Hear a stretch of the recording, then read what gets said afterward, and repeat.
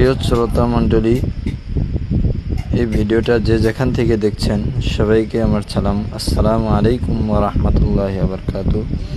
ইনশাআল্লাহ কালকে 9 জিলহজ মাসের 9 তারিখ, 10 তারিখ আমাদের এখানে ঈদুল আজহা বকরা ঈদ পালন করা হবে।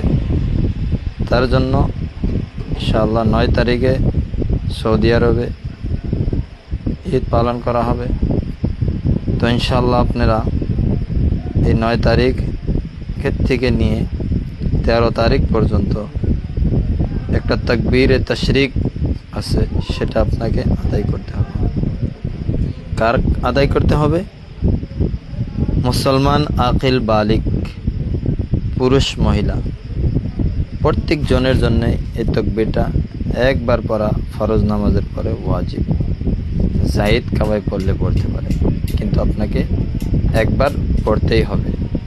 তো আমি আশা করি এই ভিডিওটা প্রত্যেক জনের কান পর্যন্ত পৌঁছানোর চেষ্টা করবেন, আর আমরা যাতে এর উপরে আমল করতে পারি। আর তাকবীরটা কি একবার শুনে রাখি। তাকবীরটা হলো আল্লাহু আকবার, আল্লাহু আকবার, লা ইলাহা ইল্লাল্লাহু